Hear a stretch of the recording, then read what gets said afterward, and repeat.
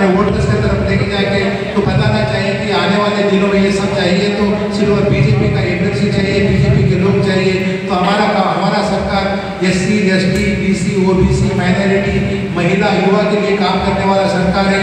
Definitely जितनी भी schemes आए हुए आधे से ज़्यादा स्कीम्स हमारे सेंट्रल गवर्नमेंट से, बीजेपी गवर्नमेंट से आए हुए रहते हैं। पिछले 10 साल का कार्यकाल देखेंगे तो 65 साल में जितना डेवलपमेंट होगा उससे ज़्यादा डेवलपमेंट हमने 10 साल में करके दिखाए। सो इसलिए सभी लोगों की बातें पहुँचाना, आखिरी आदमी तक ये बात पहुँचाएंगे तो डेफिनेट लोगों को लगता कि बीजेपी को वोट देना चाहिए, बीजेपी को वोट चुना के लेके आए तो अपना डेवलपमेंट होता, अपने काम बनता और अपना विकास होता। इसलिए सभी लोगों का और एक बार मैं काइंड रिक्वेस्ट करता हूँ कि सब लोगों ने 15 दिन टाइम देके एक एक आदमी के पास जाके वोट पूछना चाहिए और 27 तारीख को अपना वोट करके बाकी लोगों को वोट कराने का काम करना चाहिए। धन्यवाद। నియోజకవర్గ పట్టభద్రులందరికీ భారతీయ జనతా పార్టీ తరపున విజ్ఞప్తి చేస్తున్న విషయం ఏంటంటే, రాబోయే ఎమ్మెల్యేసీ ఎలక్షన్లో మీ యొక్క అమూల్యమైన ఓటు అంజిరెడ్డి గారికి వేసి మొదటి ప్రాధాన్యత ఓటు వేసి భారతీయ జనతా పార్టీ తరపున గెలిపిస్తే రాబోయే రోజుల్లో మీ సమస్యలపై పోరాటానికి కానీ అలాగే నరేంద్ర మోడీ గారి పథకాలను కూడా పక్కదారి పట్టకుండా డైరెక్ట్ ప్రజలందరికీ అందే విధంగా మా యొక్క ఎమ్మెల్సీలు కృషి చేస్తారు.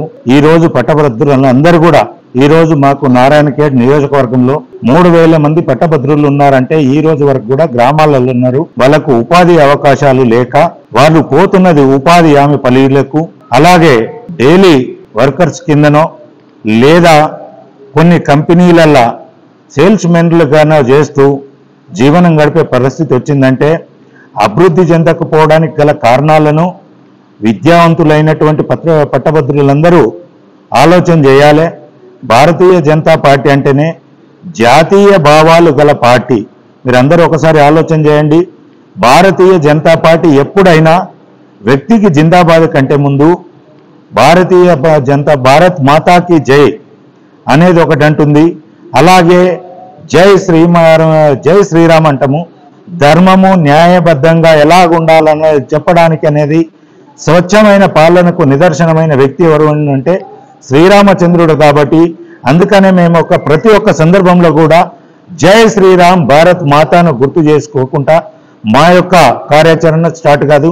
అదే కాంగ్రెస్ పార్టీ కనుక మీరు చూస్తే ఎమ్మెల్సీ ఎన్నికల గురించి టీచర్స్ది గ్రాడ్యుయేషన్ ఇద్దరు కలిపి ఇక్కడ ప్రిపరేషన్ మీటింగ్ పెట్టాము. ఇక్కడికి బీబీ పాటిల్ గారు ఇంతకుముందే వచ్చి సూచనలు చెల్లారు.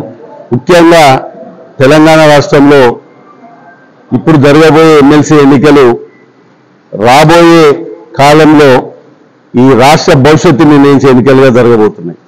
ఎందుకంటే ఈరోజు 10 సంవత్సరాలు పాలించిన బీఆర్ఎస్ ప్రభుత్వం కానీ, సంవత్సరం అయిపోయిన తర్వాత వచ్చిన కాంగ్రెస్ ప్రభుత్వం కానీ, ఈరోజు రాష్ట్రంలో 2 ప్రభుత్వాలు కూడా ప్రజలను మోసం చేసి అధికారంలో ఉన్నాయి.